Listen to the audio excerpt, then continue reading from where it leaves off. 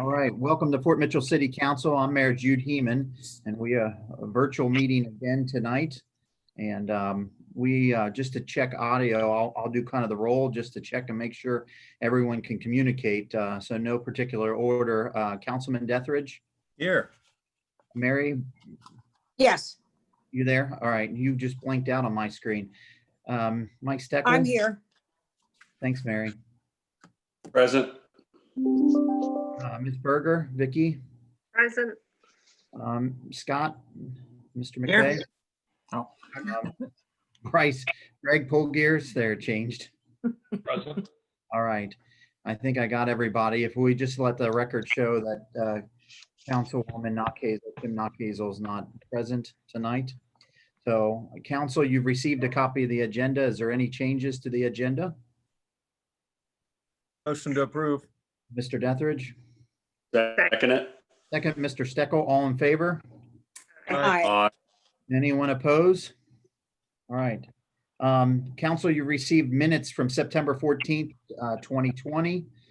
Is there any changes to said minutes? Motion to approve. Motion to approve. Who was- Second. Second, Mr. Poolgear, second, and Ms. Burns, all in favor? Aye. Aye. Aye. Anyone oppose? All right, we have two guests tonight. We'll start with Mike Brandy. So he's the president and the owner of Brandy Corp. And I think he has some pretty exciting news to tell us about, you know, how the future plans of the drawbridge is moving along. And I think we're even going to share a slide. So Mike, I'll go ahead and let you take over. Thank you, Mayor, for having me. Is Andrew going to? Yeah, you want it up now? Yes, please. Okay. That way they don't have to look at me. Okay, so this is just a very high level rendering of how we're looking at developing. And as background, as I guess most people know, that Christ decided not to go forward with their development. And so our partner and our company decided to exercise an option to buy the property back. So that has been completed, and we have been working on the different categories for this development. A lot of this, the strategy of having mixed use connectivity to either the residential and the office is still a very big factor for us.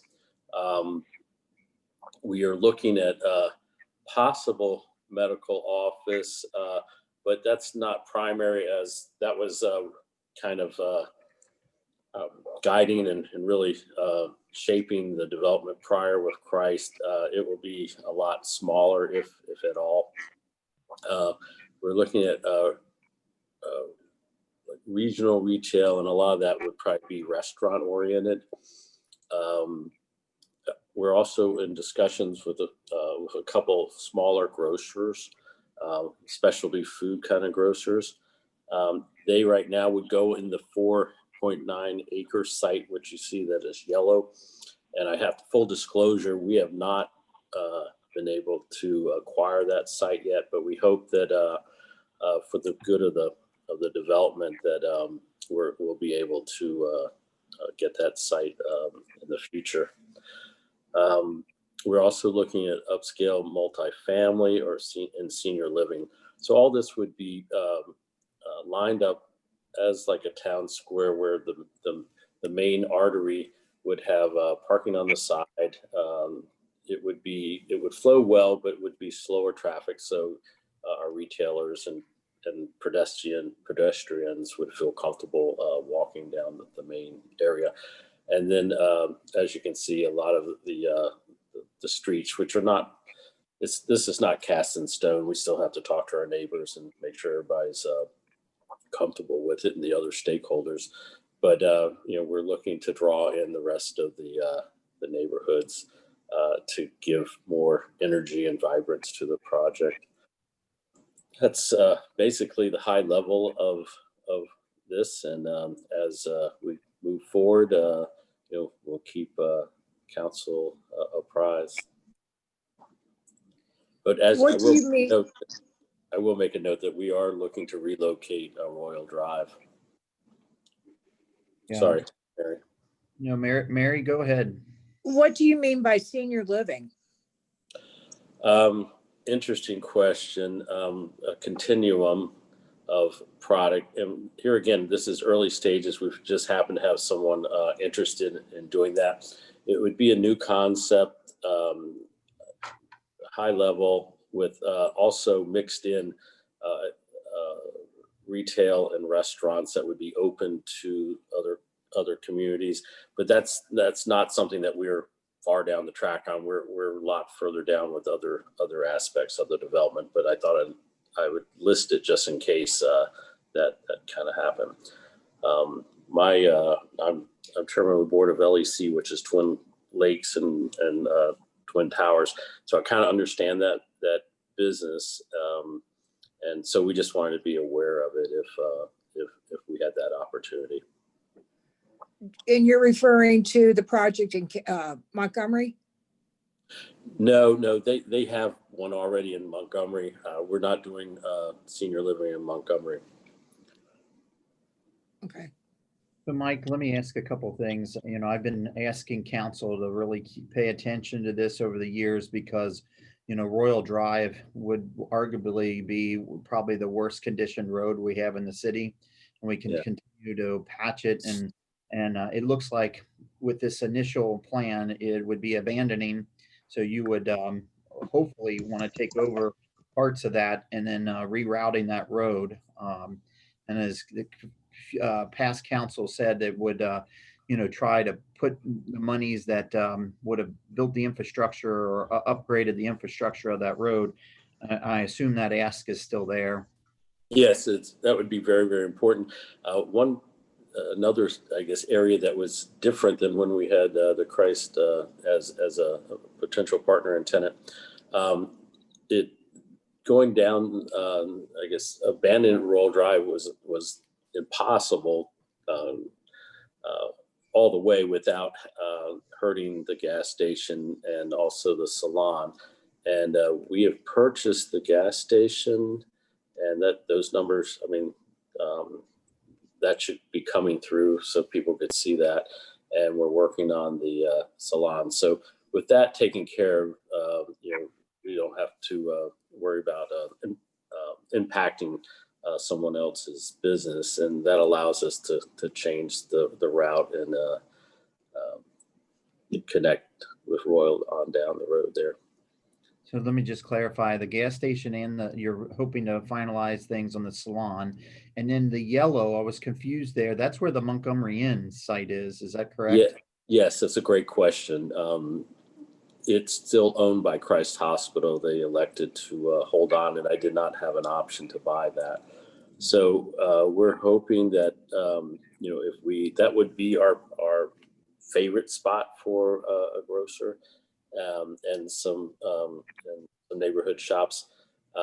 We're hoping that if we can go to them with a plan, that they would feel comfortable selling or partnering with us to make that happen. It would be non-competitive. Okay. What about Sipsey Klein? He doesn't. I don't know. I don't know what their plans are. Yeah, Mary, that building's empty now. Of course, you got the hotel and Right. then PDS building, but St. E's bought that. So I think this is the first announcement that St. E's has partnered with you. So I think that's the big thing that's going to take away from this meeting is that St. E's is going to try to partner with this project. You mean because they bought the PUD building? Or, Yeah. I see. We're wanting to work with all our neighbors. If someone bought the Sipsey Klein, we'd want to include them in our plans, and the bigger, further reaching, the better. As well as all the apartments and residential homes and offices, we want to have connectivity, so there's a lot of walking and travel to these areas.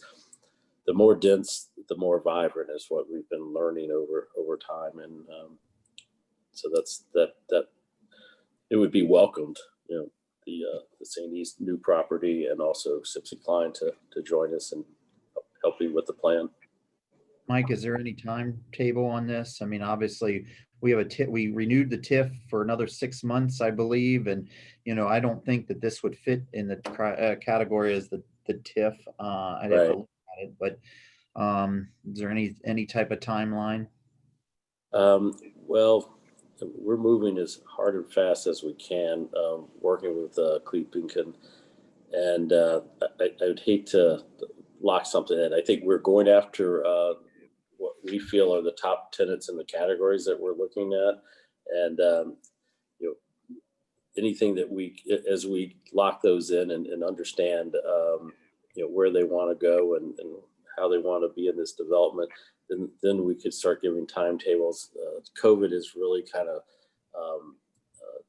delayed a lot of like the restaurant commitments, and so we're doing everything we can that's in our control to get the project moving, and that's streets and utilities and those type of things, making plans for that. But we want to go as fast as we can, but I would be misspeaking to say that we have a timetable and it's going to be by the end of the year. It's been a while since we talked about this, but I think you'll have to go for a zone change on the senior living in there. Yeah, I don't know. Here again, I don't want to like overstep that. It was put in there, and you can see it's last on the line. We'd have to make sure that all these pieces work together to provide, the best project possible. So if that's what we determine, then we would come in and see what the city, thinks about it. Council, do you have any questions for Mike? We do really appreciate the update. We get a lot of questions about it, and there's not a whole lot of available pieces in Fort Mitchell. I mean, commercial and residential pieces sell so fast, and they're in such a need for them. And obviously this has been vacant for a long time, and we all kind of believe in this development. Yes, well, we think this is the best piece of property in Northern Kentucky and maybe Cincinnati. So we're handling it with kid gloves and wanting to get the best players or best project people we can. And hopefully once we get one or two tenants, it will pull the rest. That's what our experience in Montgomery has been, is we shot high and got some people and got some great partners. And as far as tenants, and that generates a lot more interest. Okay. Anybody from council before we let Mike go? No, Mike, I just want to thank you for the updates on this. It's good to see a kind of a new plan coming together. Thank you. We're excited and looking forward to getting this one done. Thank you. Good deal. Well, you don't have to stay on anymore. You can go back. We Well, appreciate you coming in. Thank you all. Thanks, Mike. Bye-bye.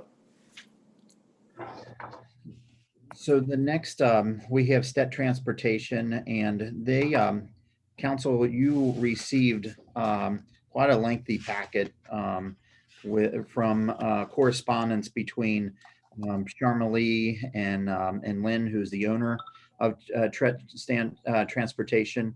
And we, just some of the timelines, it's really started, the first going back to documentation was December 13th of 2016. And there may have been something before that, but that's the first one that we could find. And so she brought it to our attention, asking for us to identify her business and the gross receipts tax.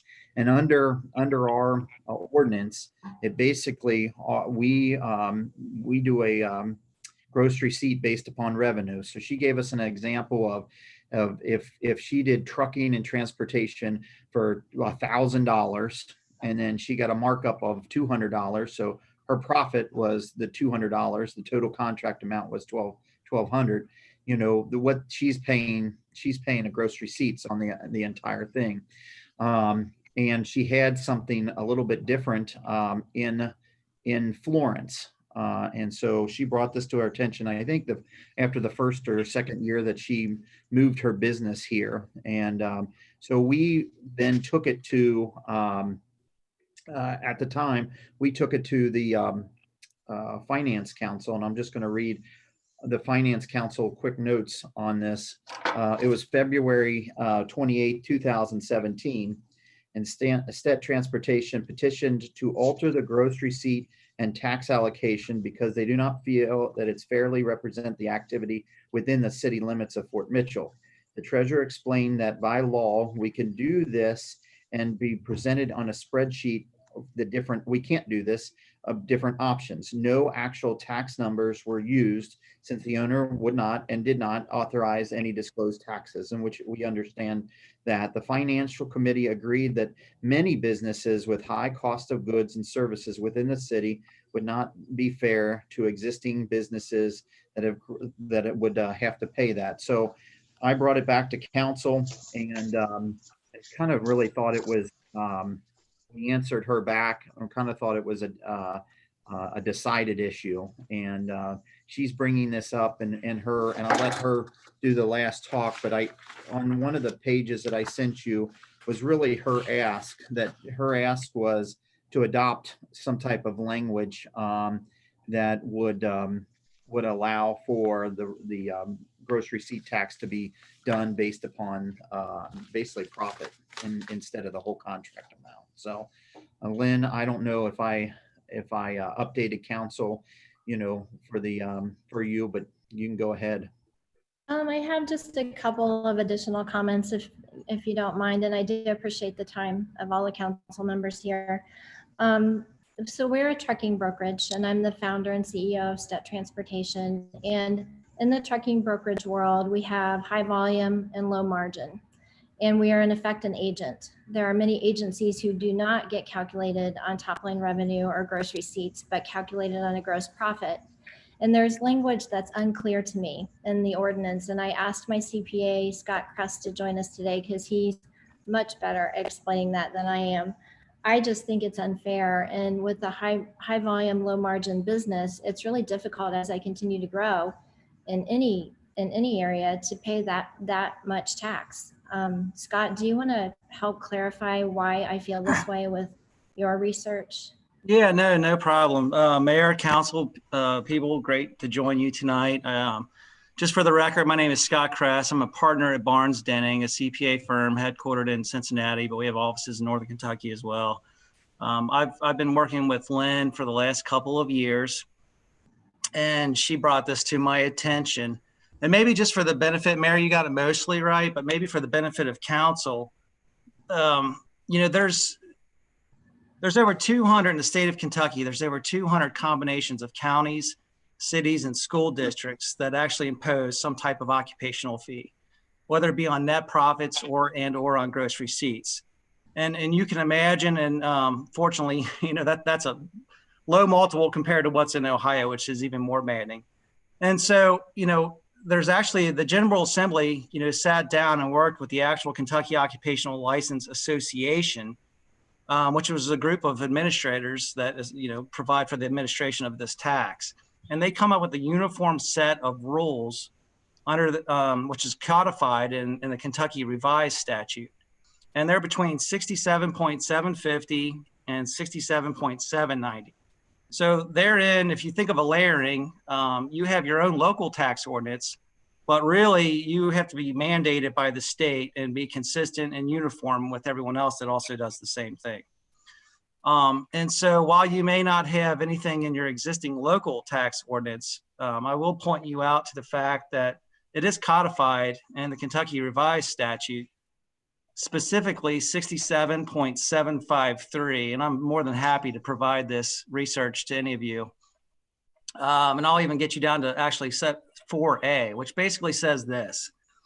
It says, if the apportionment provisions of this section do not fairly represent the extent of the business entity's activity in the tax district, the business entity may petition the tax district, or the tax district may require, in respect to all or any part of the business, if reasonable, and it goes through a separate, multiple line items, but one would be separate accounting. So in other words, you have authority under KRS, which is sort of really your mandate, if you will, to potentially adopt a separate accounting for a situation whereas this might arise. Now, when Lynn talks about an agency exception and or you talked about a profit, really, Mayor, it's a profit margin. Then we still have to apply all the overhead to that.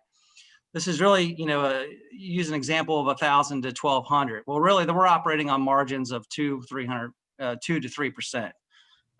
No different than, the general contractor that was potentially on earlier. And so the state of Ohio recognizes these businesses, just for an example, or a real estate agent, for example, that might come in and sell a home for $500,000, receive a 3% commission. They act as an agent of that seller, very much like a general contractor might come in and build you a hospital, build you all these things we just reviewed for $100 million at a fee share of 2%. Now, their top line revenue might state the 100 million, but really 99% of that's going out to the subcontractors, in which case you get the tax as well.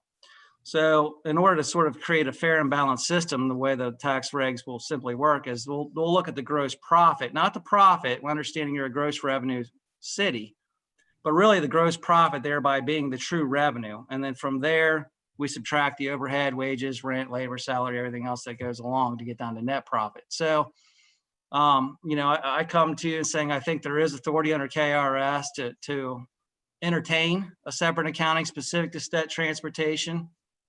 I think they do have such slim margins, operate very much like a general contractor or real estate agent to the extent that they could be considered an agent. Again, they might negotiate a load for $100. They've got to give $98 to the truck driver. They keep the two, right? They're the middleman that's out there just simply directing traffic. And then from that $2, then they have to pay their own overhead expenses. So I think what Lynn is asking and what the state of Ohio would potentially do is really treat her as an agent and say, okay, your true revenue really is your starting place should be your gross profit. So can I just add to, I had an email correspondence with the city attorney those few years ago saying that I could have a different accounting to calculate my occupational license tax. So the findings that the mayor just read, I don't have that. And my apologies if it went to someone on one of my employees, I don't have that. I proceeded to pay the taxes per the calculation that I thought was fair. And I'm now in receipt of the corrected annual occupational license with some penalties and interest. And I think that's really unfair because I did meet multiple times with representatives from Kenton County and Fort Mitchell to do the right thing, to fight the good fight. And now I'm in receipt of this with additional penalties. So I have to come back and try again. I don't think it's a fair assessment. And then honestly, to answer, I'm not going to send my financials over an email to a city council anywhere in the country. If you'd like to have a private meeting with me, I'd love for you to understand how a brokerage operates. And I'm happy with some of you guys signing an NDA. I'd be happy to open the books and let the council understand how a trucking brokerage truly works. We've been in business 25 years, and I always stand up for the little guys. It's hard to run a small business out there during the highs and lows in any economy, but also during a pandemic. So I just respectfully ask that the council consider my request, take a look, meet with me, but whatever works. I just would like you to reconsider. I think it's a really unfair way to calculate that tax based on the nature of my business. So I do just want to step in with a quick clarification there. That the email, I believe the email you're referring to, where we talked that we had spoken with our city attorney, it says that the city attorney said that it is legal for the city to grant a separate accounting, but that it continues on in that same email to say that we were going to consult with our finance committee before taking any action. Right. Just to- And so And my understanding is that the finance committee basically said no. Is that correct? their recommendation that is how do we look at every single business and determine what type of business they are? We have another transportation, company in the city. We have multiple general contractors and real estate brokers Right. and everything that honestly don't have any goods and materials, much like Stet. And I think it was their recommendation at that point in 2017. you know, that they, there's no way we could look at each business that way. I have a couple questions, just to state for public record. First, Ms. Ann, when did you move Stet Transportation to the City of Fort Mitchell? 2015. And for the record, you are no longer in the City of Fort Mitchell as far as your business, correct? No, I'm not. I'm not. But I Okay, what year did you leave the City of Fort Mitchell? just moved in December of this past December 2019. Okay, and Mr. Kress, you referenced that KRS statute that yes, we obviously have the right to change the ordinance and make exceptions for certain business. If I'm understanding you correctly, you were not the CPA for Stet Transportation at the time they moved to Fort Mitchell. Is that correct? That's correct. I mean, I think the fair statement is a CPA more than likely prior to a business moving to a new city is going to take a look at the tax ramifications and the different ordinances. And to me, it doesn't, and correct me if I'm wrong here, it doesn't sound like that was done prior to Stet Transportation relocating the City of Fort Mitchell. Is that correct? I don't know if I understand the question, Greg. I'm sorry. The question is, were you aware, or was your CPA at the time aware that the City of Fort Mitchell has a different gross receipts tax formula as compared to Florence? I think that's two answers. So the code and the ordinance can be interpreted one way or another. The language is confusing in some of the city ordinances, but so we do. I have copies of the. I mean, I guess what I'm getting at is I'm just looking at this whole situation, and here we are in September of 2020. And we're trying to sort something out that basically occurred back in 2015 initially. So, I mean, help me understand how we got to this point that there's still confusion, over 4 years later. I paid taxes per the calculation that I thought was fair, and based on the city attorney's email correspondence that I could use a different calculation. Again, I'm not in receipt of the decision. I wasn't invited to the finance meeting. I didn't receive their decision. So if I've missed that, my apologies. But now a few years later, after I've been paying taxes, I get this late fees or penalties but I did pay. And I did bring it to the council's attention many years ago. Do you have any documentation to support this? I do. As far as a decision one way or the other, I mean, it seems to me, I mean, look, I just have to be honest about this. I mean, I'm in business and I'm not going to pay taxes based on what I think my assumption is. I mean, and I feel like that's kind of where we're at right now. So, I mean, does the city perform, how often does the city perform an audit? I do have this email from the city attorney saying I could use a different calculation. That's not my understanding of that email. I think the email from the attorney basically said legally, you have a right to appeal for a different formula, but it's my understanding you never did that. I think she's. Is that not my correct understanding? No, and that's how I understood that. Amy, did you want to say something? Yeah, she did appeal it. We did invite her to the finance committee meeting. We did send an email, the results of that. I don't know, why she didn't see it. Do you have those copies and who they went to? I'd love to have that. Yeah, I To do. Ryan. That would be great. I would appreciate it.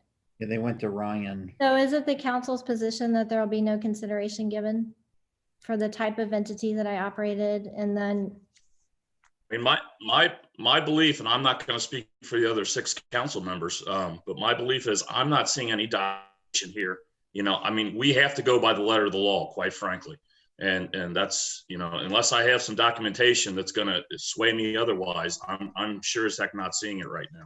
Well, Greg, let me jump in. I mean, the letter of the law is open. Again, I think Andrew said it as well. Your attorneys in the city basically suggested that a separate accounting was absolutely permissible. So I don't think you're hamstrung by the law at this point.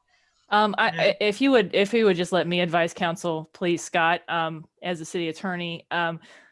Scott's correct that the letter of the law permits it. The letter of the law states that if it is reasonable in the discretion of the city, they can determine that a separate or a special accounting is necessary. That does not in any way mandate the city to do that. So I just want to be clear about that if the city attorney previously, prior to me, made that statement, it is consistent with the fact that the statute permits a device where someone can petition for a special accounting, but in no way requires it. It gives discretion to the city.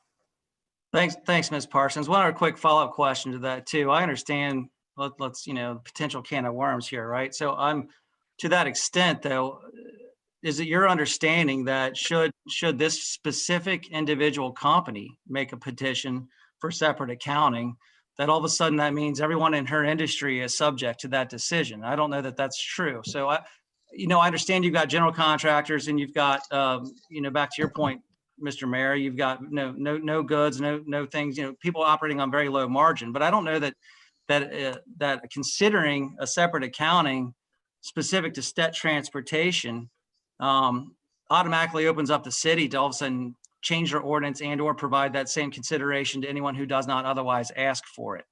And Greg, to answer your point, if you want to see documentation, then clearly we can sit there and show you individual financial statements that'll show you what the margins are. I mean, when you're trying to cut in a one, level I'm not less concerned about the margin. All due respect, I'm not concerned about the margins. What I'm concerned about is seeing, hey, when was it petitioned by the city for a separate, for an exclusion for this tax ordinance, and where was the city of Fort Mitchell? I mean, it's my understanding that we do not have any type of documentation in that manner. So, I mean, this kind of goes back to my original question. Why are we sitting here in August of 2020 trying to figure out something that really should have been done prior to her move in 2015 to the city of Fort Mitchell? Well, again, whether diligence was done on that end, I can tell you, again, being a CPA, things are going to fall through the cracks. I guess my question to you, if there's, where's the documentation surrounding the consideration at the time that the council decided? I mean, all we have is a hard no. I mean, where was the thought behind it? Is there any consideration that was given at the time of her appeal? Because we haven't seen it. So, again, just a reasonable consideration, I think, is a fair request. Then why wasn't there follow through done back then? I mean, to me as a business owner, if I'm sitting here and I'm appealing for this, I need this tax exclusion, this tax exception here, and I'm appealing for it, and I'm not hearing anything, I'm going to be following up on it. I mean, well, where does this stand? I think a miscommunication would be fair. Lynn might potentially interpreted the fact that the city attorney at the time potentially said this, that the city would have authority to make this exception if that so choose. She read that and maybe thought green light, continue to file tax returns under this method for a period of number of years, only to find out later that, oh, by the way, we've audited it now and you owe us all this interest and penalties. That's why she feels a little bit stung in this process. And I think that's a fair request. Well, okay. And then my rebuttal to that is the IRS going to turn around and say, hey, sorry, IRS, I had a miscommunication there. And are they going to make an exception for me when I file my personal taxes? Well, depending on the circumstances, I yes. I don't see that. I don't you rely on a see CPA that advises you in a complicated manner, you can absolutely get some abated penalties from that reason. Well, okay. So where was the CPA advising Ms. Anstead at that time in 2015 then? Well, again, let's be honest. I mean, that's what a CPA's job is to do. I mean, I have a folder of information here. And I don't know if it'll satisfy your curiosity this evening, but I'm happy to pull it together for you. I don't have the same CPA anymore. I changed CPAs, so I can't speak to what his thought processes were and when he notified me or didn't notify me. So, if you're a business owner, you have changes in personnel too, I'm sure. So I'm just like, I'm here now because I'm getting penalties for late fees, and I thought I was doing okay. I was trying to pay my taxes. I didn't skip paying them. So let me ask counsel this. I just want to be very clear here. Is there any type of official document that states that you qualified for a tax exclusion here? Not in my folder. Only the meetings I went to that I participated in, and That's all I need to know. city attorney saying that a separate calculation could be used. So if we consider this the appeal process right now, because you didn't come to council at that point or didn't feel like you had an opportunity to come to council, because after the finance committee, we did, and then there was an email that was sent to you with the findings. If this is the appeal process, really my question to council is do you have enough information? You want to make sure that you have all this, even if there's information that is regarding, her additional finances or anything else. Is this something that we want to look at, or do you have enough information to make that decision? Or Claire, maybe you could help us with that. Yeah, so procedurally, I know that there has been some discussion back and forth. Procedurally, the statute doesn't say how a petition process must go. It just means that the individual or the business can present something to the city, and the city can then make a determination. Procedurally, on this agenda tonight, this issue is on as a citizen and guest public input.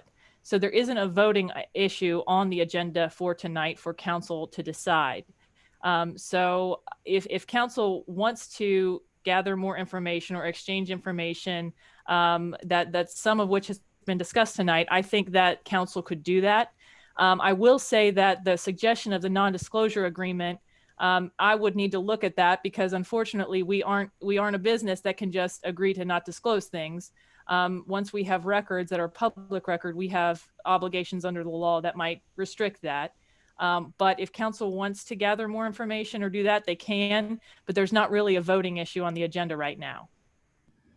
Okay, so if we gathered that information and at our next council meeting, we would then need to decide what and give Stet Transportation a formal answer.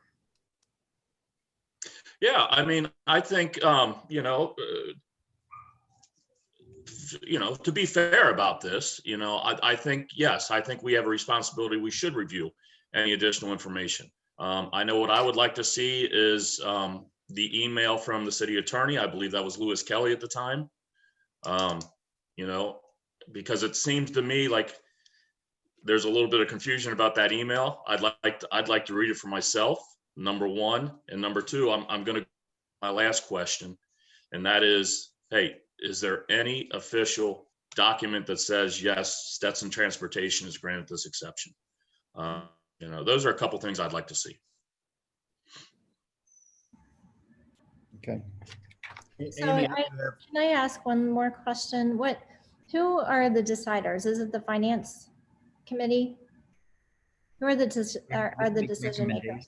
I mean, council is the legislative branch of government. Yeah. Thank you. So Ms. Anstead, and again, I'm new to my first term on council here, so I wasn't a part of this. I do chair the finance committee. I'll kind of take it upon council that if I need to go back to some of the members of finance committee, I will. But there are a couple of questions. Amy, there was on the fiscal court note that was submitted to us. Mm-hmm. And I think if I'm reading this right, this is basically the tax bill, and it has some numbers on here. The taxes due, and there's a number circled, and it says waived penalty. Am I reading that right? This is from the Kenton County Fiscal Court Office of the License Inspector. Yeah, those notes are from the county. I mean, those are the county's notes. So Okay. did the county waive your penalty with them? Then The notice that I received does not have anything waived. Well, I mean, that brings up a good point. How is the county handling this, Ms. Anstead? They're net profit. Yeah. They have a net profit tax. They don't have a gross receipts tax. I got you. Okay. Okay. Well, if you're okay with, you presented this to us today, we'll make sure that everybody has all the information. If there's anything that you have that you can send us, Claire, maybe somehow get some of Lewis's email or any correspondence. I don't think we checked on that, and we just checked from Charmelee's standpoint, myself. things, so we may have a missing email.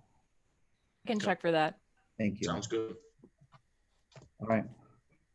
So thank you all. Thank you. Thank Thank you for your time. Let me know if you need any other information. All right. All right. Moving on, under the mayor's report, I just have a couple quick things. We had a mayor's group meeting and we talked about Halloween, and there is going to be guidelines coming from the health department. Halloween is not necessarily sponsored by us. We do set times. So the guidelines we're going to be sharing out there is really asking people to pass outside if they are in an age or they have a criteria that are susceptible, more to a coronavirus, that they don't participate.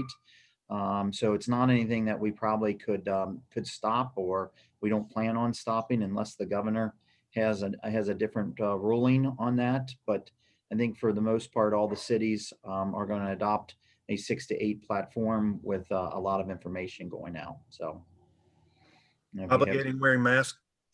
yeah, Halloween masks.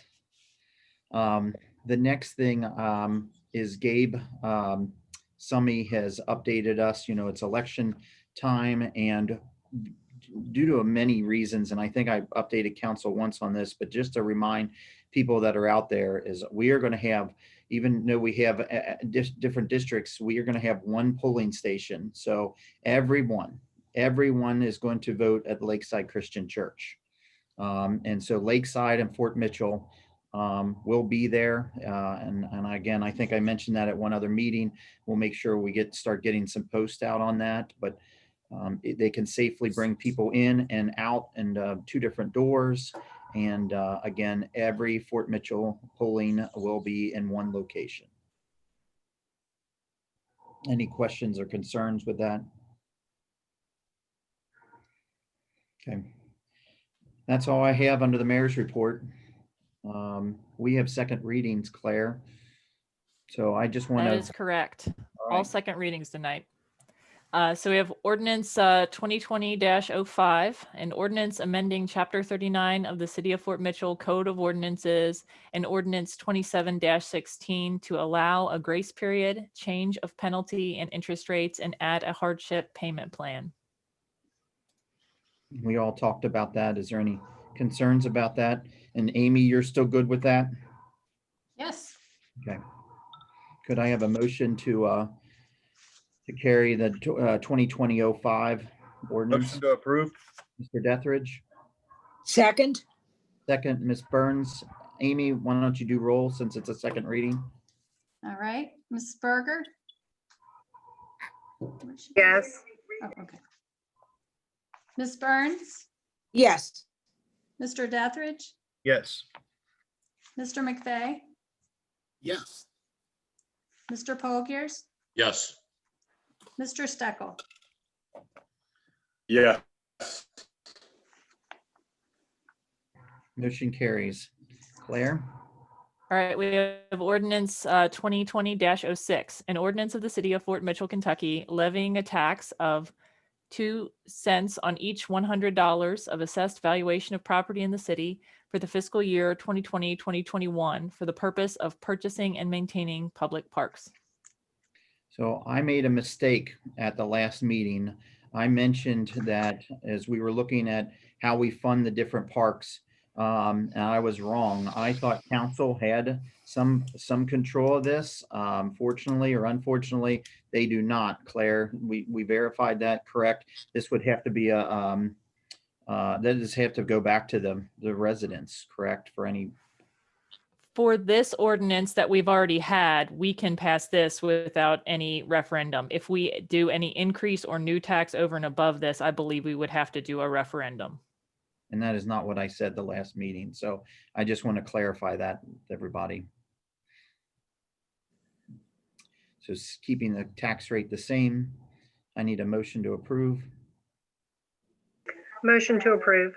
Ms. Berger, Second. second, Mr. Dethridge, and Amy, would you do roll? Mrs. Berger? Yes. Ms. Burns? Yes. Mr. Dethridge, Yes. Mr. McVeigh, Yes. Mr. Pogiers, Mr. Pogiers, Yes, sorry, I was on mute. that's all right. Mr. Steckel, Yes. okay.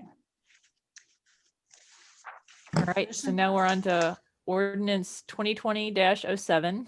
An ordinance providing for the assessment of property within the corporate limits of the city of Fort Mitchell, Kentucky, and levying an ad valorem tax of 1.136 cents on each $100 of assessed valuation of real property in the city for the fiscal year 2020 to 2021, and specifying the purpose for which the taxes are levied.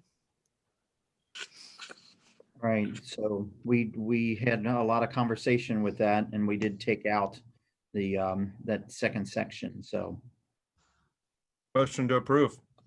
Mr. Dethridge, I'll second. second, Mr. Polgiers. Amy, would you go ahead and call roll? Okay, Mr. Dethridge, Yes. Mr. Pogiers, Yes. Mr. Steckel, Yes. Mr. McVeigh, Yes. Mrs. Burns, Yes. Mrs. Berger. Yes.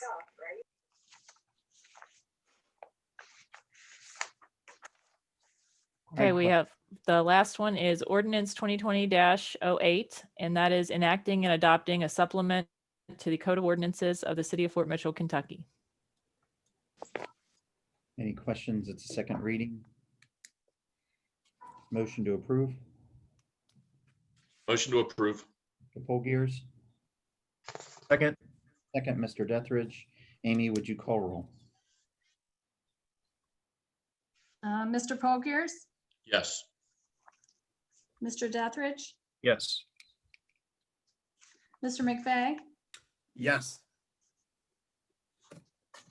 Mr. Steckel, Yes. Ms. Burns, Yes. Mrs. Berger. Yes. All right, motion carries. Thanks, Claire. Under the city administrator's report, one thing that I forgot to mention in my mayor's group is in-person meetings. It still is kind of split. The county and some of the cities are still going to stay virtual. And again, I don't have a problem with meeting in person. I do feel like our council chambers is not the best for that. Some council chambers, I'll use Edgewood as an example. They put plastic partitions up in between each council member so they could distance themselves appropriately and have everybody up there. So that's an option. Obviously, there's a cost to that, but we can modify council chambers. And I think at some point we may want to consider doing that, or have a plan, moving forward. Because if we spread out as we did the last time, half of us will be on the floor, half of us, of council chambers, the other half will be up top. And if you add any resident, I just feel like it's really tight. So just wanted anybody's feedback regarding that. If we have residents, could they go into another room and then we would see them via video? Maybe, I don't know. Potentially set that up. I mean, Yeah. there's,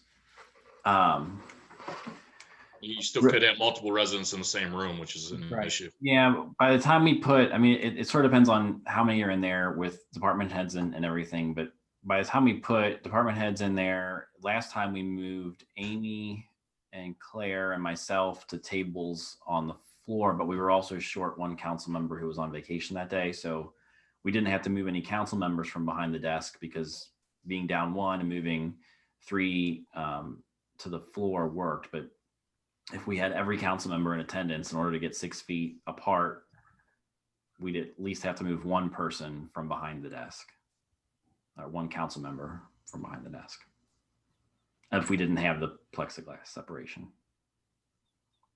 And then I think we could fit 4 to 5 residents probably.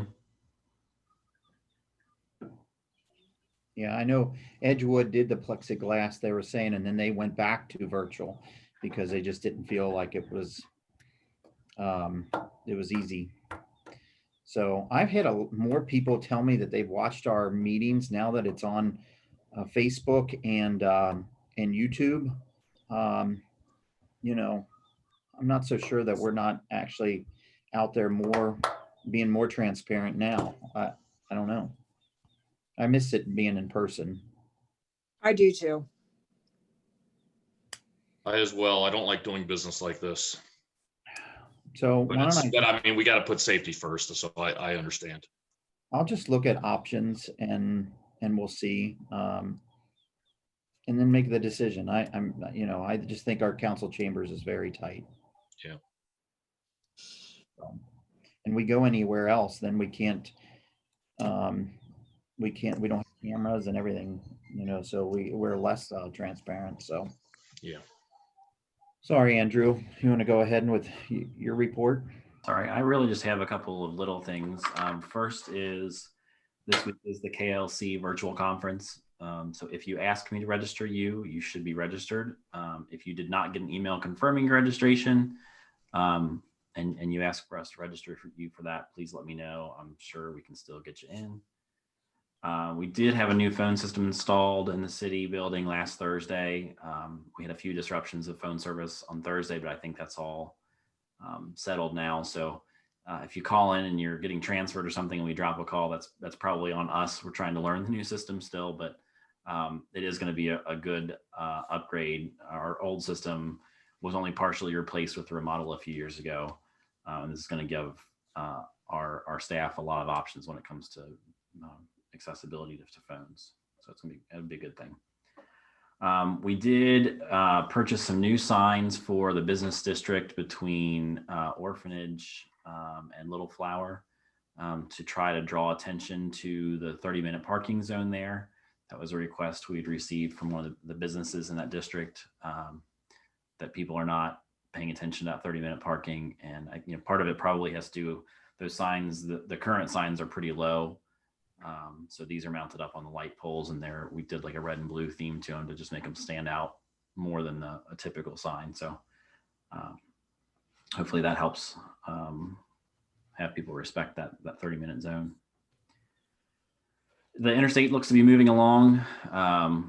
So they're on schedule, I think, still for October, opening that back up and the wall being repaired, and then this new high friction surface being put down. So we're really looking forward to, knock on wood, hopefully a reduction in the collisions that we see through that curve.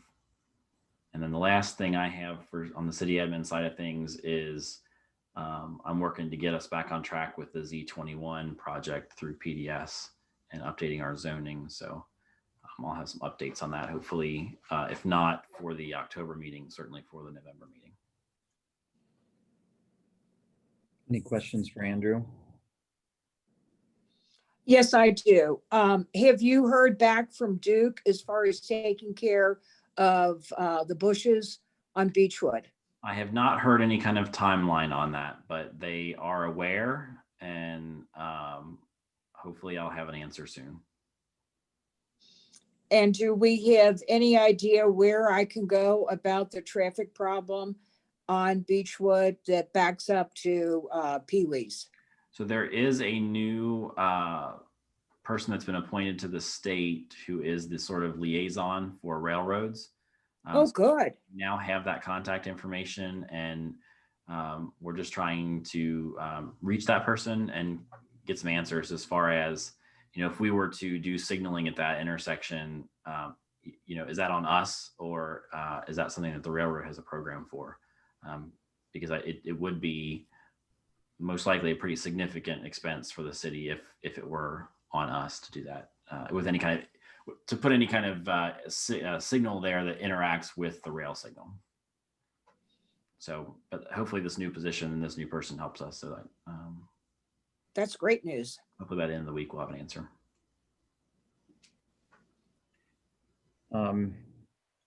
Andrew, do you want to become Chief Sherberg now and do a report for? Yeah, I can do that. So just to keep you up to speed on hiring, we do have 3 open positions. I believe I've mentioned this at a previous meeting. We have 2 conditional offers out to fill 2 of those spots, and both of those people are in the background stages now. And just to, one of those positions has been available at our open position since January.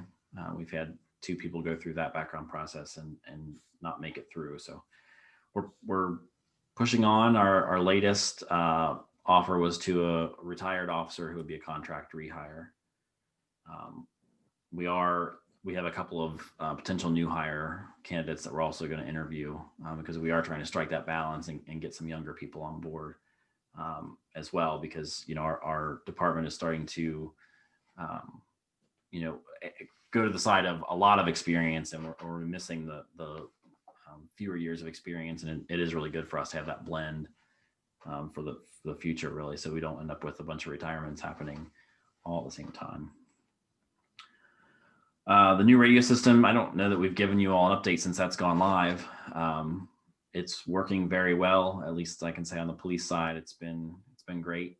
We can actually talk to fire. In fact, there was a call today for some people lost at Highland Cemetery on the trails, and there's a channel on the new radios called Fire Law, and I know that was used today. So I mean, I've been doing this for almost 18 years, and that's really the first time that we've been able to, on a portable radio, communicate back and forth from police and fire. And beyond that, even a couple of times we've been able to call the fire department for little things, or they happen to be driving down the road and see something and call us. So it's been really helpful. We do have new radios on order for Public Works, so they'll be in that mix as well. The front desk also has a radio here now too, so they can reach out to all of us. They're borrowing one of the police radios since we're short people. And then the last little update I had is, I know I've given you a few updates before on our purchase of the 2 hybrid cruisers last year, but we are still seeing the gas mileage savings that we started out seeing. So it's about 40% increase in the gas mileage, if not more, on those 2 cars. So we'll be curious to see how that transitions into winter and what that looks like. But we did order 2 more as our 2 cars for this year, because they seem to be a pretty good success, and they drive and handle really better than the basic gas model of the Ford. So that's all I have. Any questions for Chief Sherberg? Andrew, you and I can tag team. Matt is feeling under the weather, so he's not here, but I receive updates from like Ridge and West Orchard, and things are moving good for West Orchard, but Ridge, we're still waiting on some Duke activities there, and I am getting a little nervous. It's pretty cool.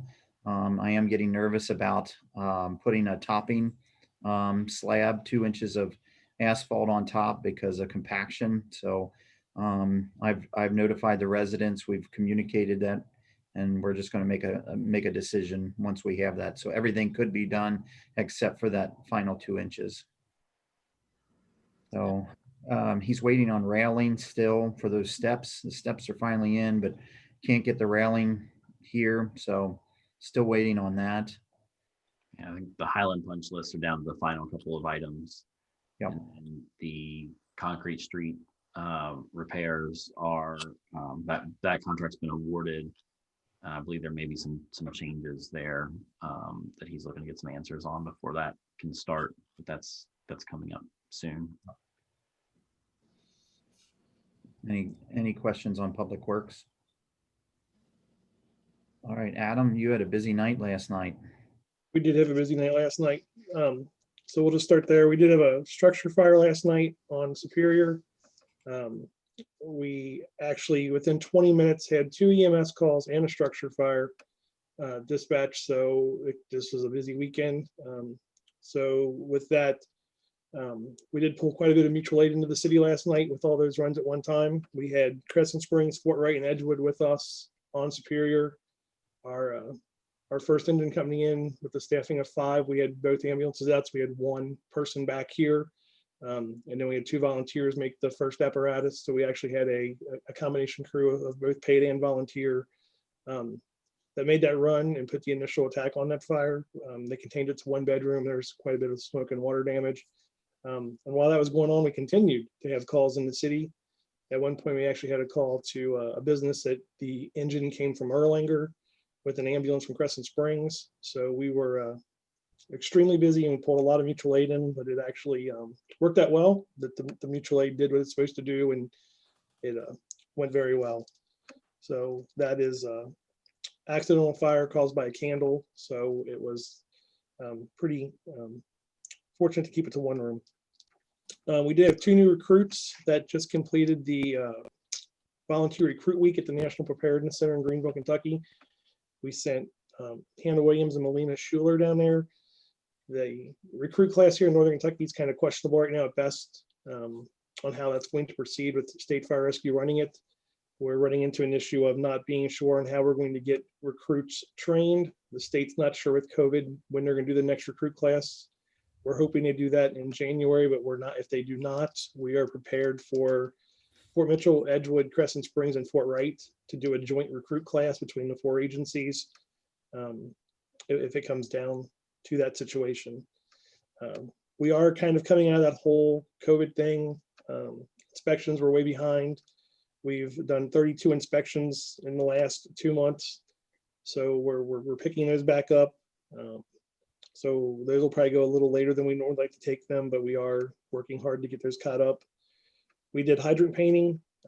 This is some efficiency here. Hydrant painting, we used to get about 10 hydrants a day painted because we would brush the paint on and then go back and have to do 2 different colors. We changed that process. We purchased a sprayer. So they actually go out now, they spray the hydrant, and then they go back a couple days later and actually put reflective tape on, which makes the hydrant more visible at night, but still gives us the color coding. They painted 120 hydrants in one day. So that's pretty impressive that we've been able to go from 10 to 120. So there's an example of some operational efficiency that we've been able to do there. That's been very good. The truck committee, part of the truck committee is at Pierce right now doing the final inspection on the new ladder truck.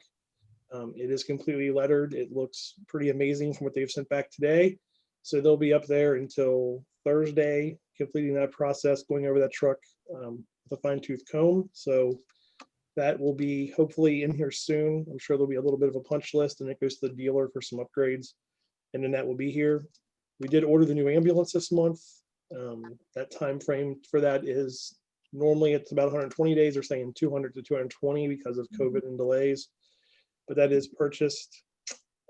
We are working on public education. Looks a little different this year. Obviously with COVID, we're not sure how our normal public education events are going to take place, but we are working on a poster contest throughout the Northern Kentucky region. That'll be Fort Mitchell along with multiple other agencies. And we're working on how we do that virtually. So that will be going out to the schools here very soon. And then we obviously obtained multiple grants here in the last month. So we're working on the administration of those, getting ready to hopefully put out the job description and a job posting here very soon for the full-time recruitment and retention coordinator. We are drawing quite a bit of interest in that position. We've also had multiple phone calls of people interested in the actual intern tuition reimbursement side of that. So we're already seeing that process have some what sounds like to be pretty good rewards. We do get a 90-day performance period before our grant actually starts to do some recruitment of that to have those positions all in place. So we are making progress on that. And as Andrew mentioned, we did have an incident today at the trails. Highland Cemetery, we did take the operations to the Firewall channel, which that just gives us the absolute amazing benefit of having everybody on the same channel instead of everybody going back and forth between dispatch, between police and fire. To put everybody on one channel is a very nice advantage to have, that we can handle those incidents and have the capability. That's it. Any questions for Chief Fuller? No, just a hats off to both Chief Fuller and Chief Sherwood for all the efforts that the police and fire and EMT crews are doing. It's a lot of activity out on the interstate and a lot of activity inside the city. You don't really realize until you put the app on your phone how often that goes off. So just personally, a tip of the cap to everybody on both forces. Thank you. Amy, do you have anything? You're getting ready to go into your busy season. It's already busy. We do have a temp out front. Jamie has been off with her children since school has been, at home. So her name is Charlene. We call her Char, and she'll be here helping us out for the next couple of weeks. Also, Rhonda will be taking a vacation next week, so she'll be helping out for that also. I will be starting on property taxes tomorrow now that the rate's been passed. And just to tag on to what Andrew said, the KLC conference is this week. So if you want to be signed up, it is this week. Also, well, we have a workers' comp audit going on right now, and we've just been busy helping Adam with all the grants. So that's about it. Any questions for Amy? All right, I skipped over comments from council. I don't know, that was just a habit, I guess. So comments from council? Nobody. That's an easy. How about a motion to adjourn? Motion to adjourn. Second it. Second, Mr. Steckel. All in favor? Aye. Hi. Be safe. Motion carries. Thanks. Take care. Thank you all.